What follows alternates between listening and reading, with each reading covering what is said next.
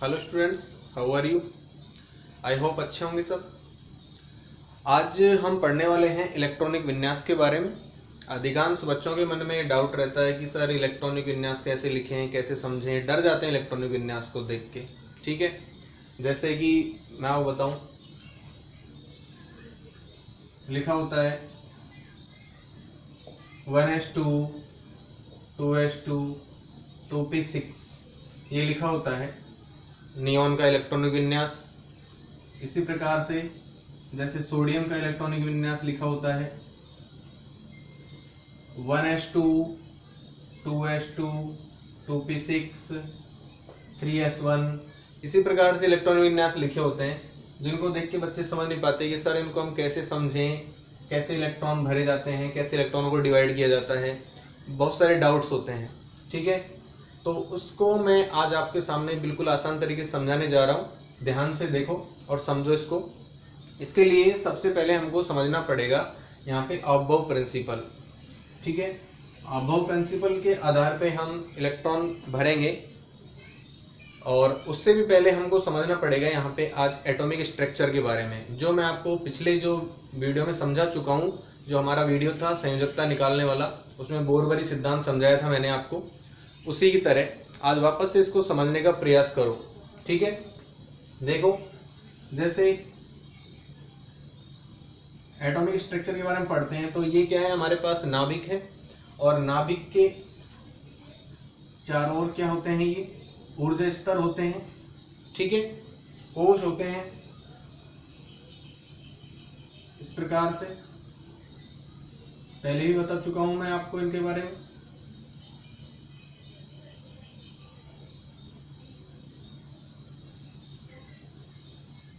परमाणु की संरचना के बारे में जब हम पढ़ते हैं तो कुछ इस तरह से पढ़ते हैं।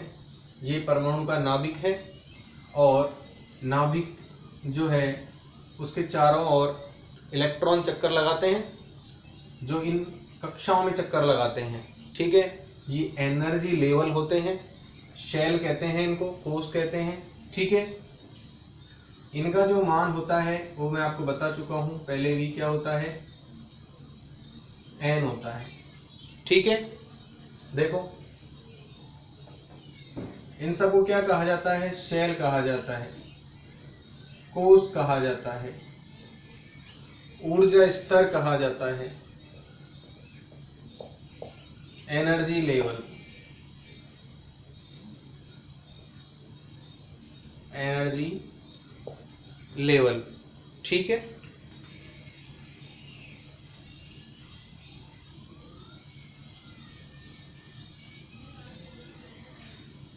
इनके बारे में मैं आपको पहले ही बता चुका हूं कि जैसे इसको के कोष कहते हैं, इसको एल, इसको एम, इसको एन।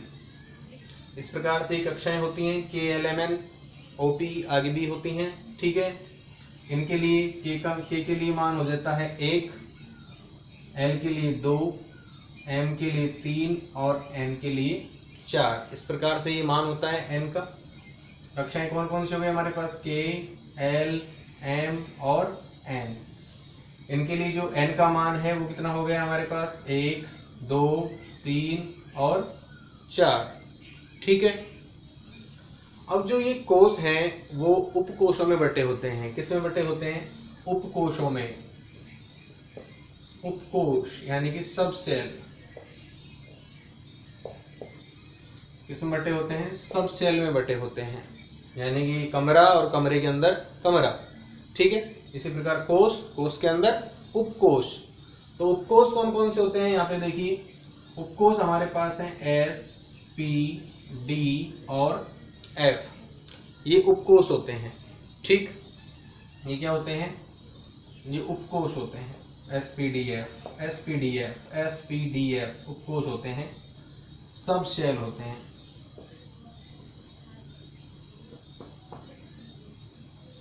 ओके,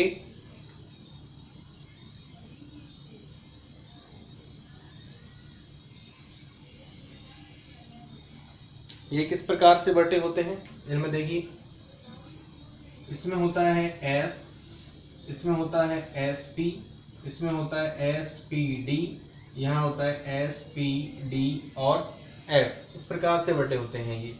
ठीक है, अब जब ये एनर्जी लेवल हैं उनके अनुसार पहले को उसके लिए हो जाता है 1s, इसके लिए हो जाता है 2s 2p, इसके लिए हो जाता है 3s 3p और 3d, चौथे एनर्जी लेवल के लिए हो जाता है 4s 4p 4d 4f, इस प्रकार से बटे होते हैं ये। पहले कोर्स के लिए 1s, दूसरे कोर्स के लिए 2s 2p, तीसरे कोर्स के लिए 3s 3p और 3d और चौथे कोर्स के लिए 4s 4p और 4s 4p 4d और 4f। ठीक है, इस प्रकार से आगे भी होते हैं ये, परंतु हमें सिर्फ SPDF तक ही पढ़ना है इसको यहाँ पे। ओके, अब एक बात और देख लीजिए, S, P, D और F इनमें इलेक्ट्रॉन कितने कितने भरते हैं। तो S में अधिकतम 2 इलेक्ट्रॉन भरते हैं, मैक्सिमम 2 इलेक्ट्रॉन भरते हैं। P में मैक्सिमम 6 इलेक्ट्रॉन भरते हैं, D में 10 इलेक्ट्रॉन भरते हैं और F में 14 इलेक्ट्रॉन भरे जाते हैं। ठीक है, ये ध्यान रखेंगे आप।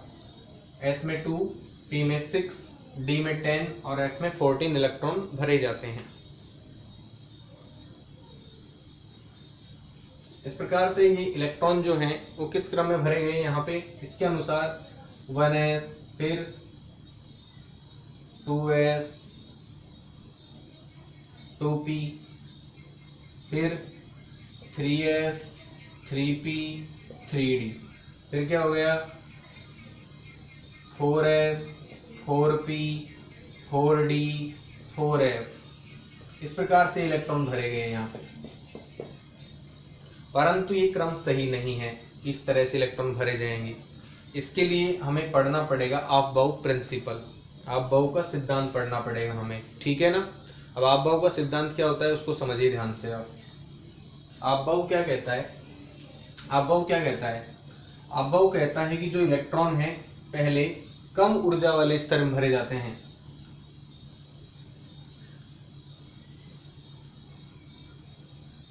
पहले इलेक्ट्रॉन कहाँ भरेंगे, कम ऊर्जा वाले कक्षक में, फिर उसके बाद में अधिक ऊर्जा वाले कक्षक में इलेक्ट्रॉन भरेंगे। ठीक है, तो देखो इसके लिए हम सबसे पहले इस तरह समझेंगे इसको, 1 2 3 4 5 6 7, ये कुछ नंबर लिख लिए मैंने।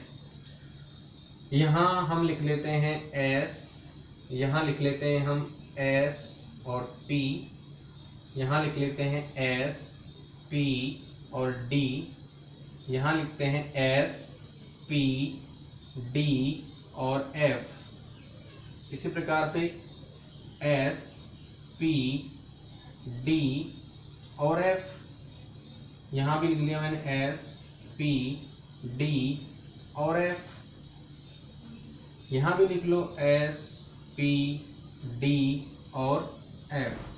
ठीक है, अब मैं ये नंबर मिटा देता हूँ यहाँ से, इनका कोई काम नहीं है यहाँ पे, ये नंबर मैंने मिटा दिए। इनमें आप गोले खींच लो इस प्रकार से,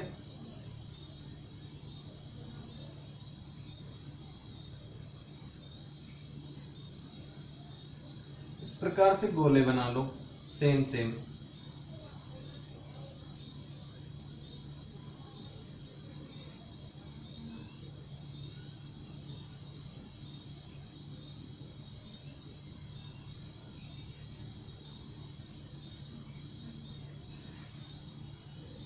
इस प्रकार से गोले बना लिए आपने। अब देखिए इस प्रकार से इन पे गोले बना देते हैं, इनमें नंबरिंग कर देते हैं। ठीक है, ये एनर्जी लेवल होता है।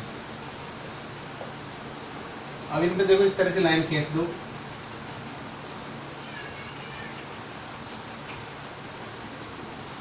आराम से लाइन खींच दो इस तरह से, ये लाइन बिल्कुल पैरेलल आएगी। ठीक है, यहाँ तक खींच लो, कोई दिक्कत नहीं है, इसको हटा देता हूँ। इस प्रकार से लाइन खींच लेते हैं और इस तरह से हम निशान लगाते हैं इसमें नीचे की तरफ, एनर्जी लेवल।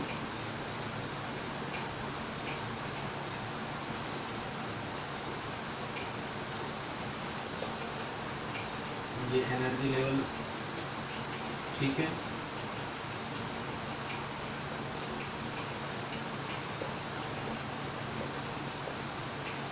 ठीक है, ये आप बाउ का ऊर्जा आरेख है।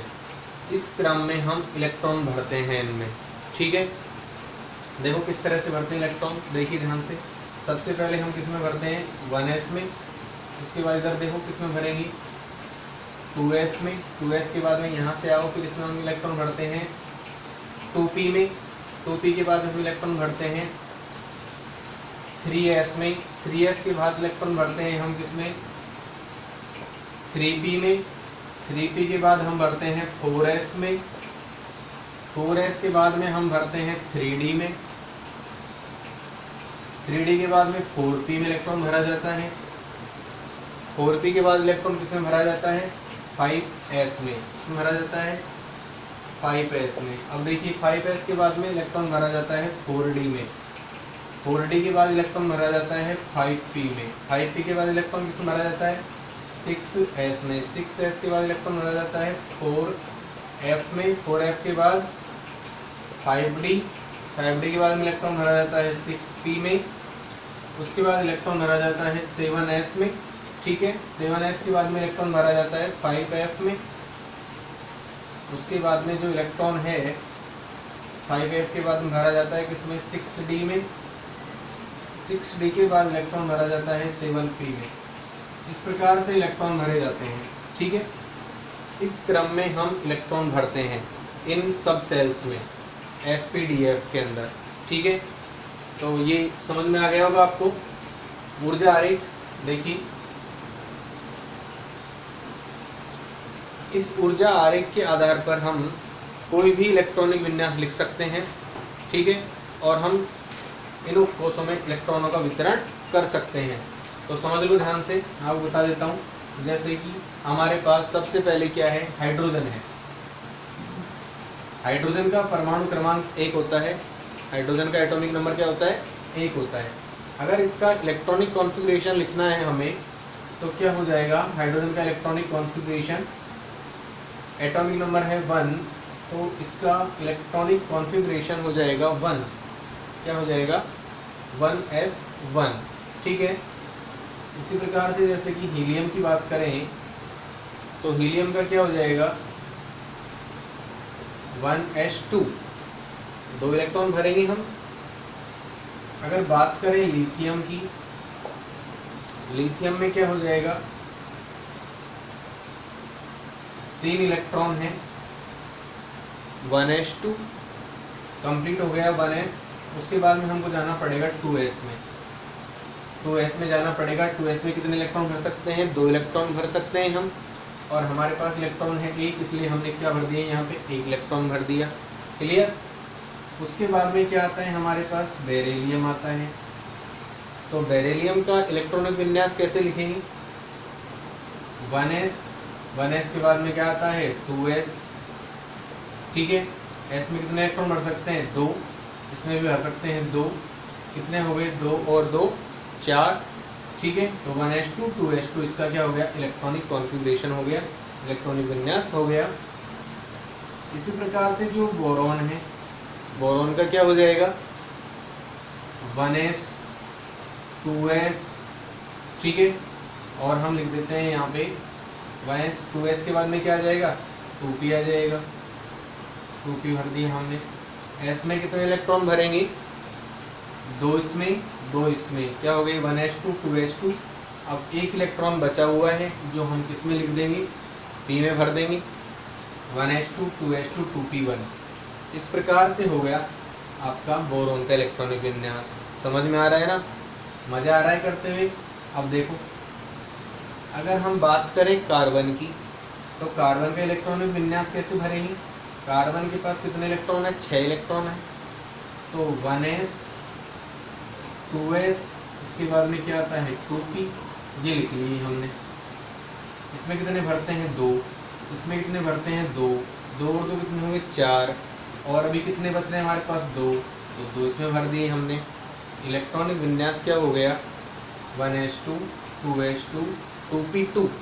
ये क्या हो गया, कार्बन का इलेक्ट्रॉनिक विन्यास। अगर हम बात करें नाइट्रोजन की, तो नाइट्रोजन का इलेक्ट्रॉनिक विन्यास क्या हो जाएगा? नाइट्रोजन के पास 7 इलेक्ट्रॉन हैं, 1s 2s 2p, ये लिख लिया मैंने एक बार।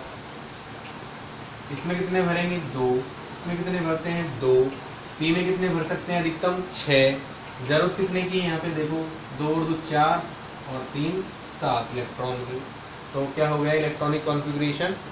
1s2 2s2 2p3। समझ में आ रहा है? बिल्कुल।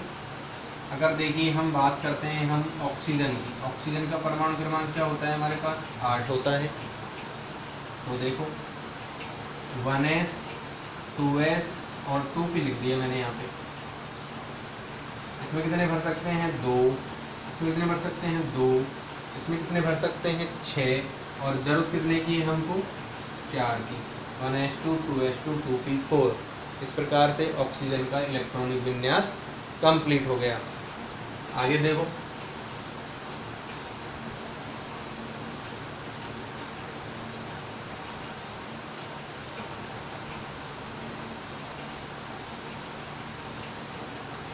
नंबर 9 पे क्या आता है हमारे पास? फ्लोरीन आता है। नंबर 9 पे क्या आता है?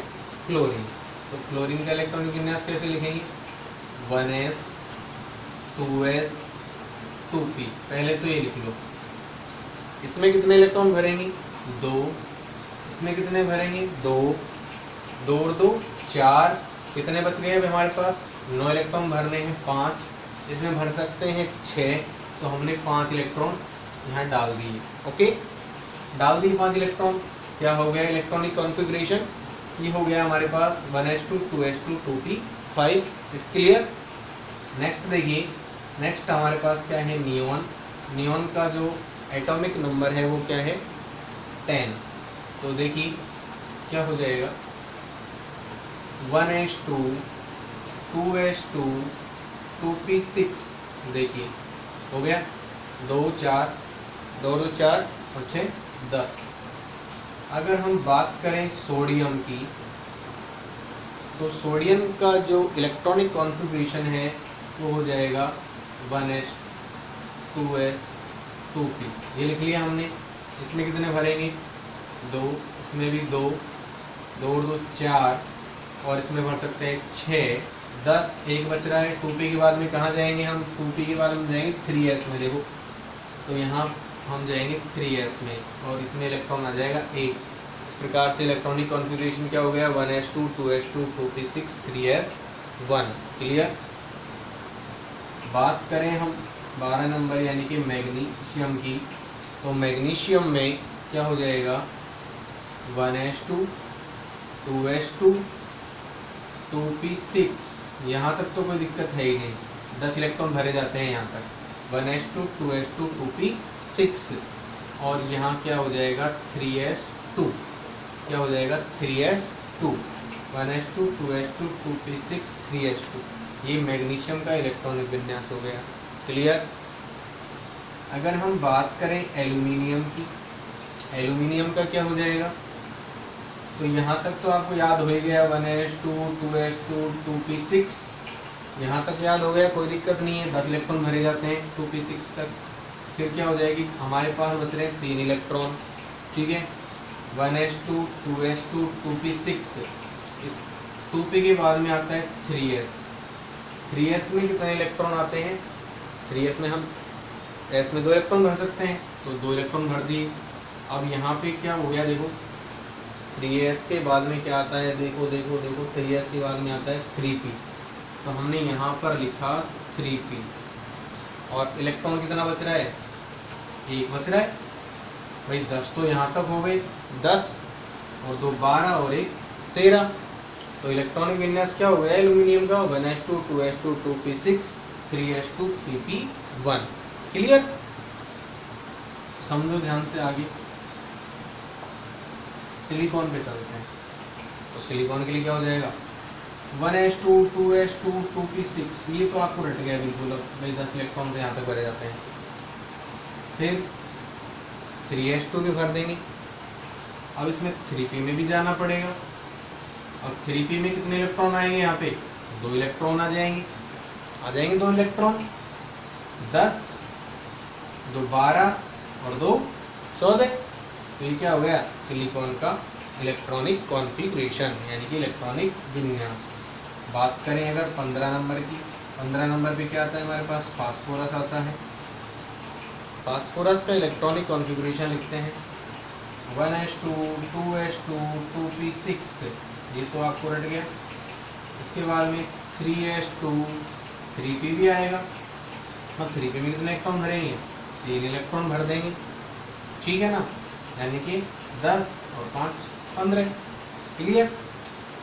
आगे बात करते हैं अब 16 नंबर यानी कि सल्फर की।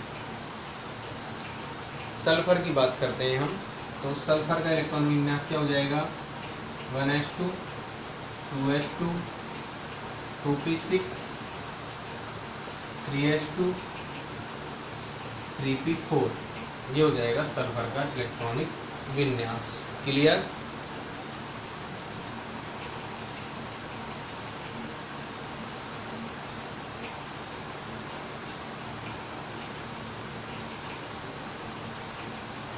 ये सल्फर का इलेक्ट्रॉनिक विन्यास हो गया। अब हम बात करते हैं किसकी, क्लोरीन की बात कर लेते हैं। 17 number 1s2 2s2 2p6 3s2 3p, कितना आ जाएगा देखो, 10 और 2 12 12 और इसमें 5 इलेक्ट्रॉन भर देंगे हम, 5 17 हो गए इलेक्ट्रॉन, ठीक है। इसी प्रकार से बात करें हम 18 नंबर यानी कि आर्गन की, तो आर्गन में क्या हो जाएगा, 1s2 2s2 2p6, 10 इलेक्ट्रॉन हो गए यहाँ पे, 3s2 और 3p में एक इलेक्ट्रॉन घट जाएगा, यहाँ पे 6 हो गया, ठीक है। तो 1s2 2s2 2p6 3s2 3p6, 1s2 2s2 2p6 3s2 3p6, ये हो गया आर्गन का इलेक्ट्रॉनिक विन्यास, ठीक है। ये अक्रिय गैस विन्यास है, क्योंकि आर्गन क्या है, यहाँ पे एक अक्रिय गैस है, नोबल गैस है।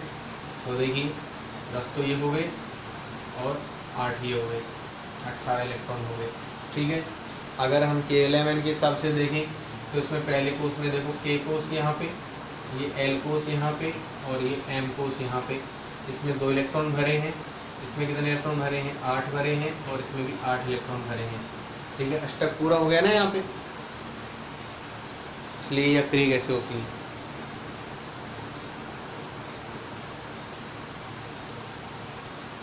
इसके आगे देखिए बात करते हैं किसकी, पोटेशियम की। आपको प्रैक्टिस करती रहनी पड़ेगी इसकी, 2-4 बार जब इसकी प्रैक्टिस करोगे आप तो आसानी से आपको याद हो जाएगा और आसानी से बनाना सीख जाएंगे। बतौर आपको ये याद जरूर होना चाहिए कि भाई किस कोष में कितने इलेक्ट्रॉन भरने हैं, एस में 2, पी में 6, डी में 10 और एफ में 14 इलेक्ट्रॉन भरने हैं। ये आपको याद रखना ही पड़ेगा और ये क्रम आपको जरूर याद रखना पड़ेगा अबव प्रिंसिपल का, जिससे आप आसानी से इलेक्ट्रॉनिक विन्यास लिख सकते हैं, चाहे कोई सा भी आपको एलिमेंट्स दिया गया हो, ठीक है ना। तो देखो बताओ आप इसका कैसे करेंगे। तो यहाँ तक सिंपल हो गया, आपको रट जाना चाहिए 1s2 2s2 2p6 3s2 3p6, 18 तक तो हो गया। 1s2 2s2 2p6 3s2 3p6, यहाँ तक आपको कोई दिक्कत नहीं होनी चाहिए। अब इसके बाद में हम बात करते हैं 19 की, 19 है। तो 3p के बाद में क्या आता है, सबसे पहले यहाँ देखो आप, 3p के बाद में आता है 4s, 3p के बाद में क्या आता है 4s।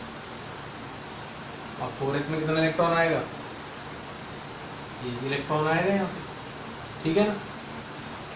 तो ये इलेक्ट्रॉन विन्यास हो गया 4s1 3p6 के बाद में। 20 पे देखिए कैल्शियम की बात करें तो कैल्शियम का इलेक्ट्रॉनिक विन्यास क्या हो जाएगा, 1s2 2s2 2p6 3s2 3p6 और 4s आ गया। 4s में कितने इलेक्ट्रॉन आएंगे, अब यहाँ पे 18 तो ये हो गए और 2 इलेक्ट्रॉन भर दो 20 हो गए। 1s2 2s2 2p6 3s2 3p6 4s2, तो ये कैल्शियम तक का इलेक्ट्रॉन विन्यास हो गया आपका। इसके बाद में क्या आता है, 21 नंबर पे आता है आपका स्कैंडियम। 21 नंबर पे क्या आएगा, स्कैंडियम आएगा। तो स्कैंडियम का इलेक्ट्रॉन विन्यास लिखो 1s2 2s2 2p6 3s2 3p6, ठीक है। 4s भी कंप्लीट हो चुका है यहाँ पे। अब 4s के बाद में क्या आ रहा है, देखो 4s के बाद में आ रहा है 3d। 4s के बाद में क्या आ रहा है 3d, तो यहाँ पे हमको लिखना है 3d। और 3d में कितना इलेक्ट्रॉन भरेंगे, 1 इलेक्ट्रॉन भरेंगे, क्योंकि 20 हो गए ना यहाँ पे, और एक ये हो गया 21, ठीक है।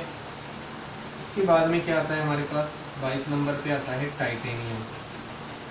टाइटेनियम का इलेक्ट्रॉनिक विन्यास देखो, 1s2 2s2 2p6 3s2 3p6 3p6 4s2 भी कंप्लीट हो चुका है यहाँ पे। इसके बाद में क्या आ रहा है 3d। 3d में यहाँ पे 21 में एक इलेक्ट्रॉन भरा था, तो 22 में कितने हो जाएंगे, 2 इलेक्ट्रॉन हो जाएंगे, क्लियर। 4s2 3d2, ये हो गया आपके पास टाइटेनियम का इलेक्ट्रॉनिक विन्यास, क्लियर, कोई दिक्कत नहीं है।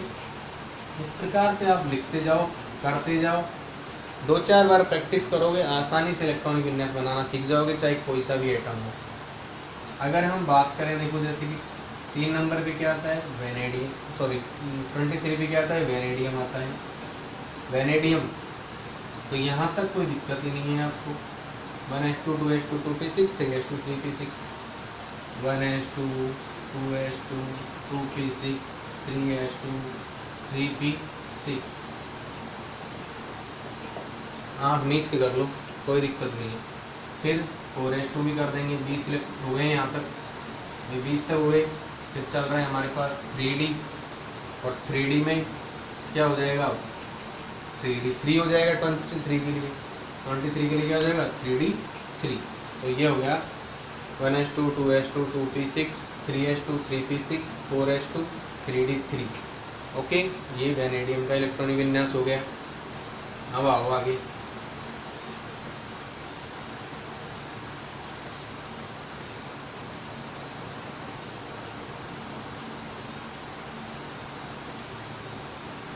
अब बात करते हैं हम 24 क्रोमियम की बात करते हैं। Chromium 1s2 2s2 2p6, okay. फिर उसके बाद में 3s2 3p6, यहाँ तक कोई दिक्कत नहीं है आप लोगों को। 1s2 2s2 2p6 3s2 3p6। उसके बाद में क्या आ गया था हमारे पास, 4s2 आ गया था। 4s2 के बाद में हमारे पास क्या चल रहा था 3d। 3d में कितने इलेक्ट्रॉन हो जाएंगे, यहाँ तक 20 इलेक्ट्रॉन भर चुके हैं 4s2 तक, और इसमें क्या आएंगे 4, तो ये 4 इलेक्ट्रॉन हो गए, ठीक है। यहाँ तक कितने इलेक्ट्रॉन हो गए, 18 इलेक्ट्रॉन हो गए, और 6 इलेक्ट्रॉन ये हो गए, ठीक है। कितने हो गए, 24 इलेक्ट्रॉन हो गए। क्या हो गया इलेक्ट्रॉनिक विन्यास, 1s2 2s2 2p6 3s2 3p6 4s2 3d 4, ठीक है। परंतु मैं आपको एक चीज़ बता दूं, ये इलेक्ट्रॉनिक विन्यास क्रोमियम के लिए गलत है, ओके बच्चों। क्रोमियम के लिए इलेक्ट्रॉनिक विन्यास गलत है, ठीक है, क्योंकि ये एक अपवाद है, एक्सेप्शन है। यहाँ पे अपवाद है, एक्सेप्शन है, ठीक है। क्या, इसका जो इलेक्ट्रॉनिक विन्यास है वो आपको करना पड़ेगा यहाँ पे 4s1 3d 5, okay. 1s2 2s2 2p6 3s2 3p6 4s1 3d 5, ये करना पड़ेगा, तो ये इलेक्ट्रॉनिक विन्यास आपका सही होगा। उसका कारण मैं आपको बता देता हूँ, देखिए s2d4 s2d9, ये जो होते हैं कम स्थायी होते हैं, यानी अस्थायी होते हैं, अस्थायी होते हैं, अनस्टेबल होते हैं, अनस्टेबल होते हैं, ठीक है।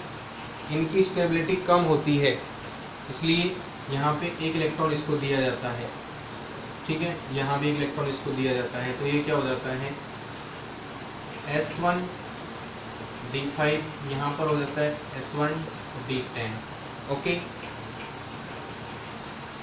d10, इनकी स्टेबिलिटी ज़्यादा होती है इनसे, ठीक है, इनकी स्टेबिलिटी होती है ज़्यादा, इसलिए ये इलेक्ट्रॉन इस प्रकार से भरे जाते हैं इसमें। क्लियर? ये एक अपवाद है, ध्यान रखने की बात है यहाँ पे, थोड़ा सा 2-4 अपवाद आएंगे इस प्रकार के। तो देखिए ये हो गया क्रोमियम का इलेक्ट्रॉनिक विन्यास। अब आगे चलते हैं हम 25 पे। ये क्या है हमारे पास? मैग्नीज। मैग्नीज पे चलते हैं तो क्या हो जाएगा मैग्नीज का? 1s2 2s2 2p6 3s2 3p6, ठीक है, 4s2 और 3d5। ओके, ये हो जाएगा आपके पास मैग्नीज का इलेक्ट्रॉनिक विन्यास। अब यहाँ पे कोई दिक्कत नहीं है, ठीक है। इसी प्रकार से बात करें हम 26 आयरन की, Fe की, और क्या हो जाएगा? यहाँ तक तो हो गया आपके पास में कितने इलेक्ट्रॉन? 18 हो गए 3p6 तक, ठीक है। देखो 1s2 2s2 2p6 3s2 3p6 4s2 3d6, ये हो जाएगा आयरन का इलेक्ट्रॉनिक विन्यास। अगर हम बात करें यहाँ पे 27 कोबाल्ट की बात करें तो कोबाल्ट की क्या हो जाएगा इलेक्ट्रॉनिक विन्यास? देखिए यहाँ तक हमारे पास 18 इलेक्ट्रॉन हैं, ठीक है, यानी कि AR से लिख देते हैं यहाँ पे हम, ठीक है, AR 18 इलेक्ट्रॉन हो गए। आखिरी गैस विन्यास लिख देते हैं 4s2 3d7, ये हो जाएगा। ओके, 28 निकिल का, देखिए निकिल का क्या हो जाएगा? 18 AR हो गया, 4s2 3d8। क्लियर? आगे देखो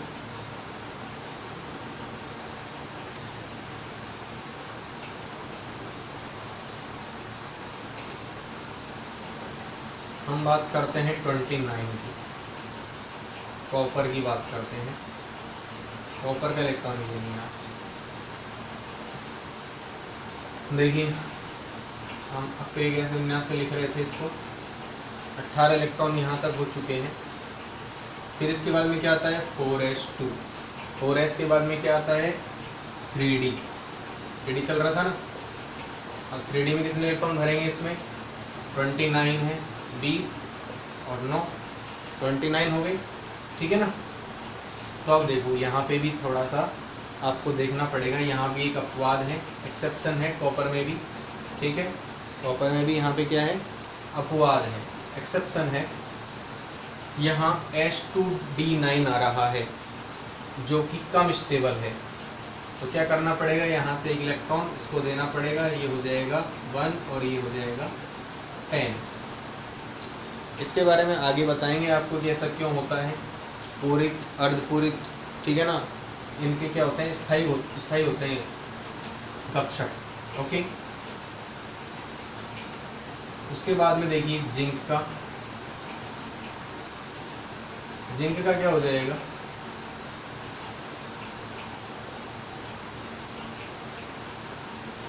4s और 3d, 4s2 3d10, ठीक है, ये हो जाएगा जिंक का इलेक्ट्रॉनिक विन्यास।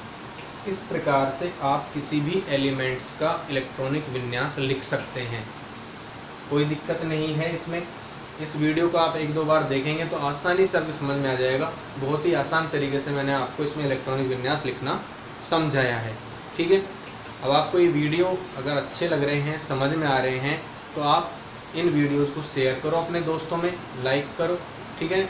और अभी तक आपने अगर इस चैनल को सब्सक्राइब नहीं किया है तो हमारे इस चैनल को सब्सक्राइब करें, उद्गम क्लासेज को, और बेल आइकन को हिट करना ना भूलें, जिससे आपको जो आने वाली वीडियो है उसका नोटिफिकेशन तुरंत मिल जाए, ठीक है। धन्यवाद, मिलते हैं अगले टॉपिक में।